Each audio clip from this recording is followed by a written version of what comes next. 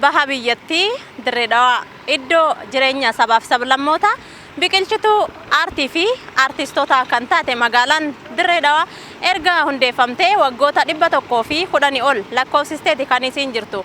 Haaluma kanaan bara 1902 akka lakkoofsa Itoophiyaatti dhufaatii baaburaatiin wal qabatee kan hundeeffamte magaalaan Dirree Dhawaa haalli isii yookaanu haalli sochii hawaas dinagdee isii maal fakkaata kan jedhuu fi dhimmoottan biroo irratti iddoo kanarraa kan qophii isiniif qopheessinu ta'a. Qophiin keenyaas qophii Deeraa Dirreeti. Nama bareessa haramayaa kaa'e otobus yaabbadeetiin hawwata hin baa'e amma lipoota kaadhanka konga bu'e hokkumaan dhaabbadee shakee Dirree Dhawaa. Qophii Deeraa Dirree keenya kanarraatiin waa'ee hundeeffamaa fi babal'achuu magaalaa Dirree Dhawaatiin wal qabatee seenaan hawaas dinagdee isii akkasumas caaseffamni isii kan durii maal fakkaata kan jedhu irratti turtii manguddootaa waliin taasifne kan isin biraan geenyu taha. Manguddoonni kunneen seenaa hundeeffama Dirree Dhawaatiin wal qabatee waan jiraatanii jireenya isaanii keessatti umrii as keessa jiraataniin beekanii fi waan seenaarraa dhagahanis kan nuuf qoodu tahu nu faana turaa isiniin jenna.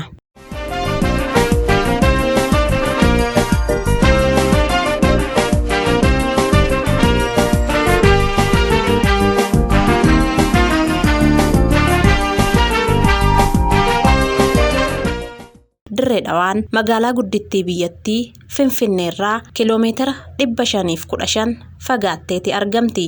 Jibuutiirraa immoo kiiloomeetira 311 irratti kan argamtu yoo taatu magaalaa durii Jaldeessarraa immoo kiiloomeetira 45 fagaatteeti kan isiin argamtu. Magaalaan Dirree Dhawaa hanga dhuma jaarraa 19ffaatti lafti amma magaalaa taate kun lafa horsiisee bultoonni irraa bobbaafatanii jiraatan turte jedhu manguddoonni. Dirreen Dhawaadha.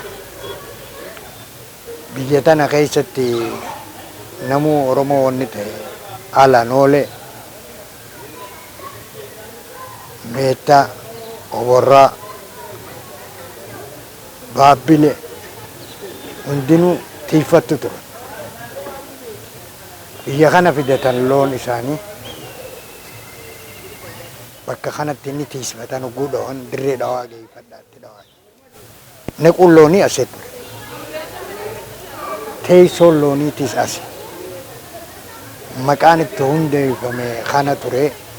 Kana booda biyya tana seenaan isiidhaa Faransaawiin biyya tana seentee baabura kana fiduudha. Baaburri hogguu karaa kana dhufu. Kana tiiffataan abbaan lafa tana bakka beeta mangistii kana keessa.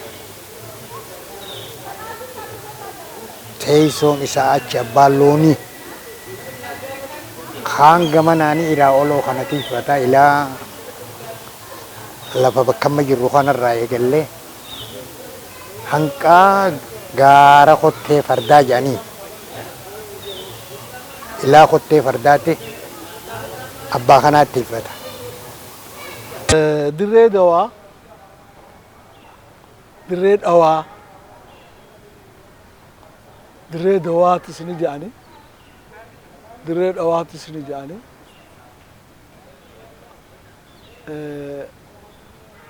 Dirreen Dhawaa baaburaan uumamtee magaalaan fi Dirreen Dhawaa wal addaa beekamu. Dirreen Dhawaa baabura dura jirti. Hogguu baaburuun dhufe magaalaa baaburaa jedhanii moggaasan.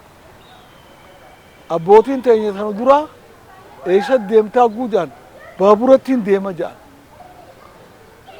Dirree Dhawaatuun jedhan baaburattiin deemaa magaalaa baaburaati beekte. Uummanni gaarreen Harargeerraa loon isaanii qabatanii gara magaalaa Dirree Dhawaatti deddeebi'uudhaan dheechifachaa akka turanis ni dubbatama. Finfinnee fi Dirree Dhawaadhaaf daandii baaburaa yaanni kan dhiyaate bara 1877 yoo ta'u yeroo sanitti lafti magaalaan Dirree Dhawaa irratti ijaaramte kun bosonaan kan uwwifamte akka taates seenaan ni hima. Ona dheedaati guujannu onni dheedaa kun garaada qaba.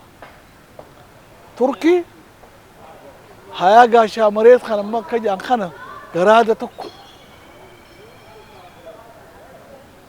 mangistiin jiraachuudhaaf woomarraa kafalan eega jarri keenya dhufees aarii jedhanii woomarraa kafalan garaadatti dirreen dhawaa ona dheedaati ona dheedaati biitutun biyya dhawaa elemoo muudeetii jedhan dur gurra jaarsaati gaa dhawaa boruu muudeetis ni jedhani elemoo muudeetis ni jedhani teessoon isaa kunoo tulluu ilaalaa kana jedhan tulluu ilaalaa jechuun bakka amma beeta mangistiitti ijaaran kana gaara gubbaarra ijaaranii bara gaaxanii makinaan fuuli meeqaan wal qixxeessanii irra ijaaran horiin hogguu bade tulluu ilaalaa jedhan achi gubba bahaniiti raaree tana bitaa mirgaa laalan.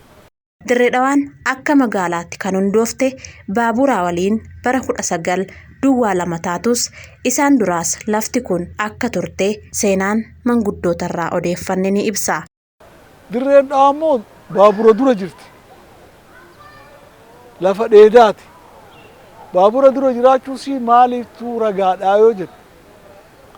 Arabni gaafa biyya kana dhufe garaadummaa mare turki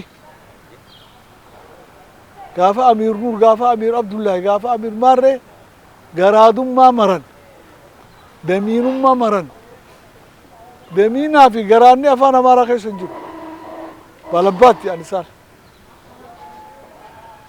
garaadummaa tana gaafa turkiin marate lafa tana duuba Faransaayii nugguu dhufte isaanumarraa bitte abbaa dachiirra mangistii Itoophiyaarraa hin binne gaafa san mangistii Itoophiyaadhaa dachii as hin qabu maalifi roobaa humbannaa jedhanii garaadaa jira abbaa dachii tanaa isarraa bitatte Faransaayii tun meeqa kafaltee fi gaa saaba dachii tana kaarimeetiritti gaafa san lakkaa'uun Faransaayii sumuunitti irraa bitte maallaqa guddaa kana warri roobaa humbannaa kun ifiifuu hootelika isaan kun wajjiin seenanii kirikkirii godhanii dachii tana akka ati agartu kana jeeriiraa jedhan tana guutuu fi baabur xaabiyaa bakka baaburri jiru dachii bal'ina kana isaanii gurgurate abbaa dachiitii jechuu kiyya roobaa humbannaa abbaa dachii saniiti namuutu akkanuma garaadummaa akkanumatti bakkattii akkanumatti dachii tana adda addaan qabanii jechuu kiyya lafti tun egaa kaanis asirraa eegalee alii loonii jedhanii numaatu abbaa loonii loon ta'uu isaa ilaa hanqa dachii tana du'utti daloo roobosifatanii bakka tanarraas waa horiin arkanne bakka isbitaalaatirlee irraa waa horiin arkanne wanni inni irraa argate bakka kookkaatti dhaaban kana qarshii 2,000 kanneen wanni biroo waa takka wanni kan nameef hin jiru jechuudha aligaa dachaatuun tun hundinuu isaa qaba manna icha keessaa fi inni gurguru jedhachiin nuti gurguru oromoon dachii teenya gurguru.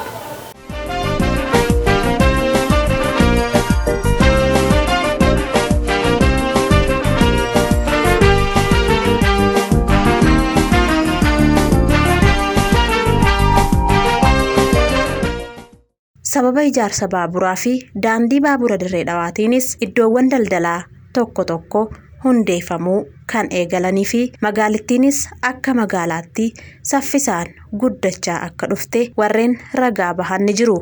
Dirreen Dhawaa asiin raaree odaatiin dhaabbatti.